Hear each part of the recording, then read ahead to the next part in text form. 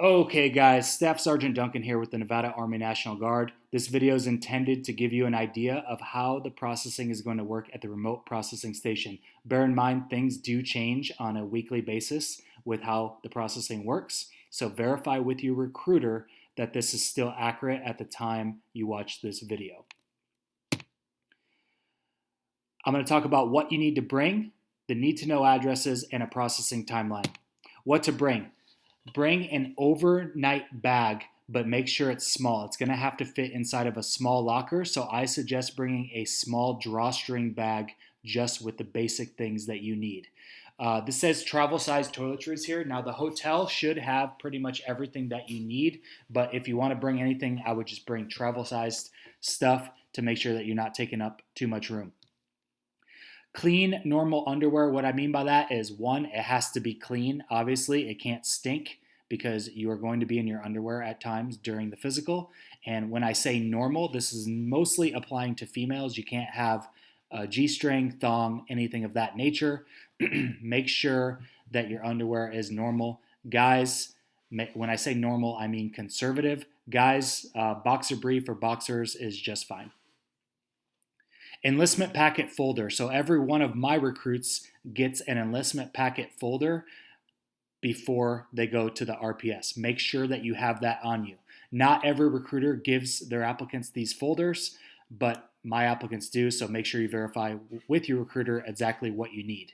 You're going to need all your original core documents. So that means birth certificate, social security card, state ID or driver's license, passport if that's applicable to you, and education verification. In most cases, that means your high school diploma.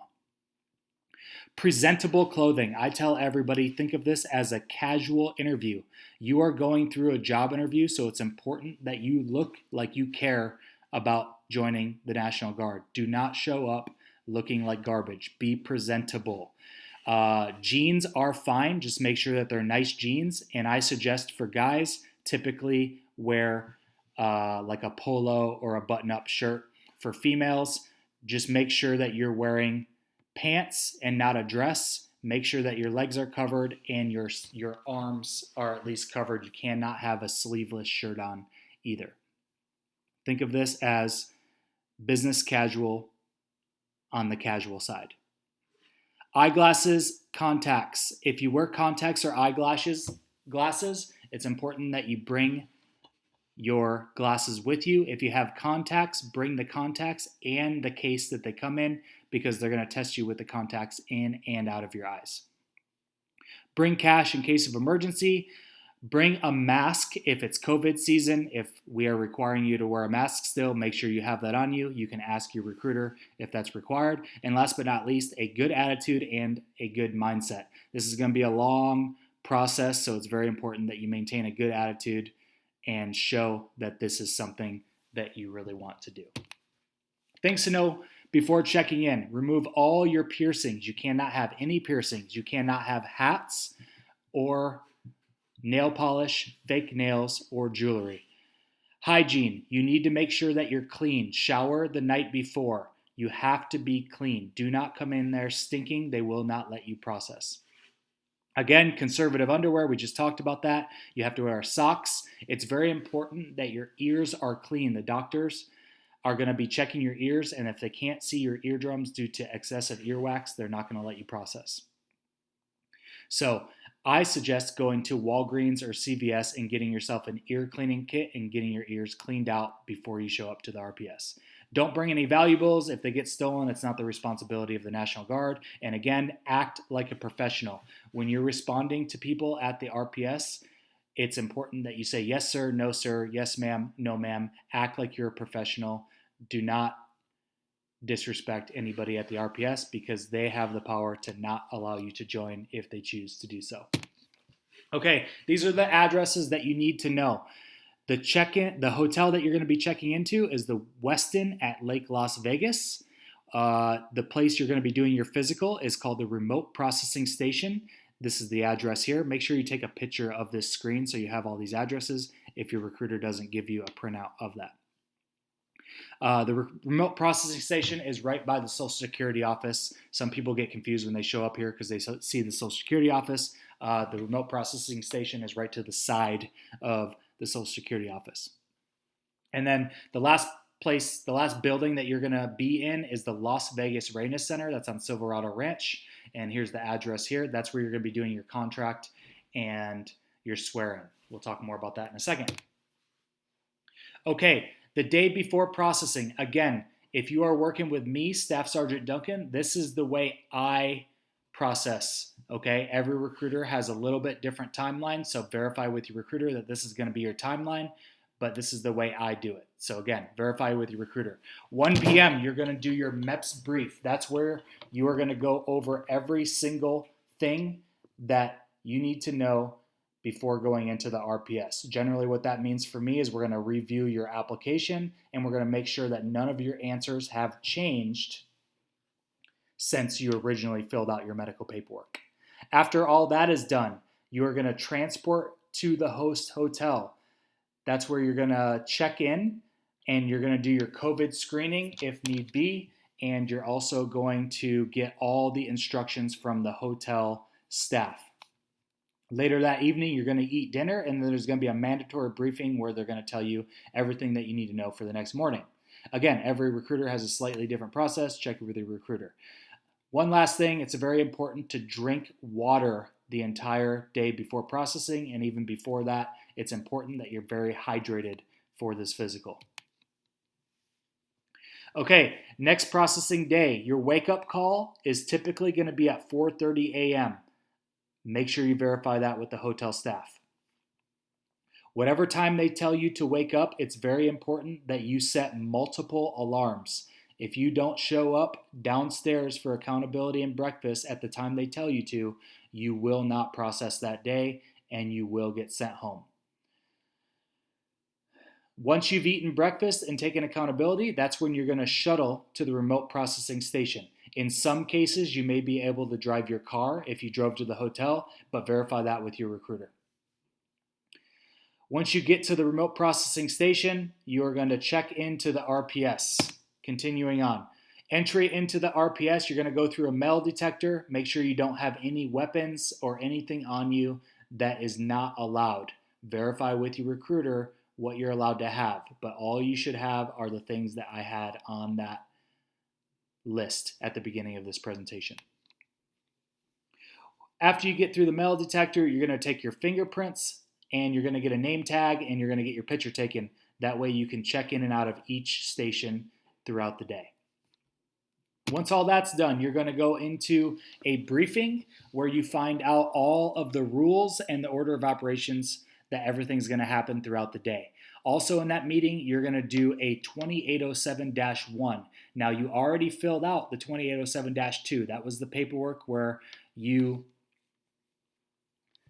answered all of the medical questions, whether you have, that's where you filled out.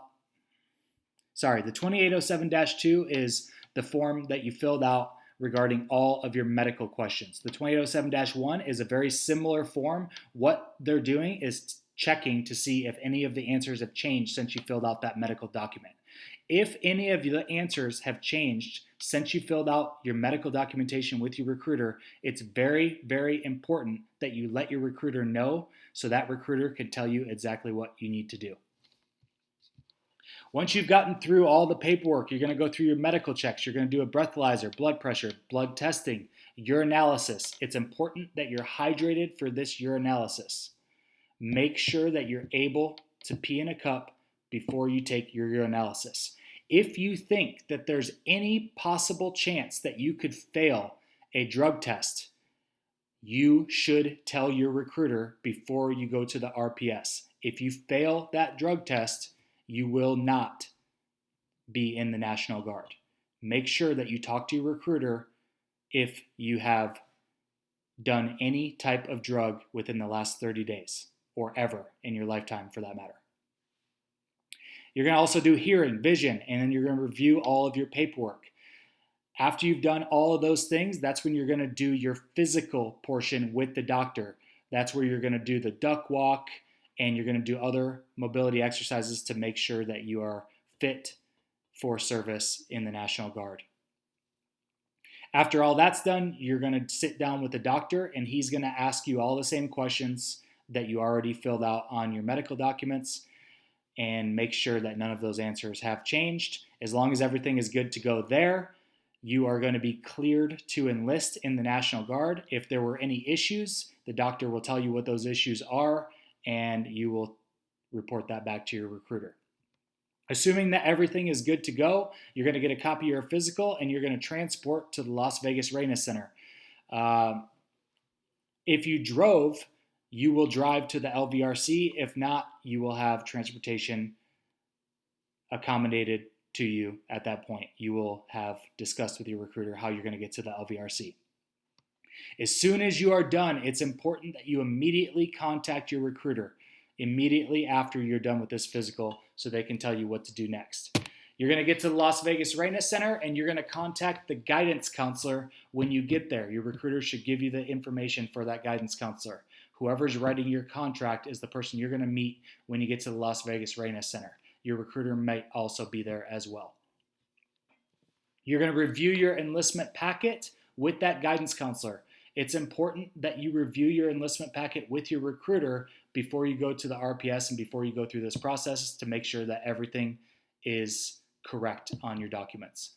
After the guidance counselors determine that everything on your enlistment packet is good to go, that's when you're going to sign your contracts and you're going to do the oath of enlistment. Once you've signed the oath, once you've signed your contract and done the oath of enlistment, your process is done. Your recruiter should introduce you to the recruit sustainment program, where they will give you further instructions of what you need to do before your first drill. A couple reminders. Save all your documents. It's important. Every document that you get from either the guidance counselor, the RPS, or your recruiter, it's your responsibility to save a copy of all those documents. Ensure all the information on all of your documents is correct. This is very important. If any of the information on a document is incorrect and you sign that document, it's your fault for not checking the document. If anything has changed on your application since the time you've done your application or done your medical pre-screen, it's important that you tell your recruiter about this before going to the remote processing station. If you fail to tell your recruiter about this before you go to the remote processing station and your answers change at the RPS, there's a very good chance you're going to be disqualified. Talk to your recruiter about any concerns that you have before going to the RPS. And last but not least, I mentioned this earlier, this is a job interview. Treat it like a job interview. Everybody that you come in contact with from the time that you step foot in the hotel to the time that you finish at the LVRC has the ability to recommend that you do not join the National Guard, okay? It's important that you act as a professional and treat this like a job interview, as something that you're taking seriously. And that's about it. Any questions? Feel free to contact your recruiter. If you're working with me, Sergeant Duncan, ask any questions that you have at the MEPS brief. This is my contact information if you have any other questions. Again, if you're working with a recruiter outside of Staff Sergeant Duncan, contact your recruiter with those questions unless it's a general question. Here's my contact information. I work out of the Henderson Armory on Horizon Ridge, and there is my Instagram information below if you want to add me on Instagram. Other than that, welcome to the Nevada Army National Guard, and good luck.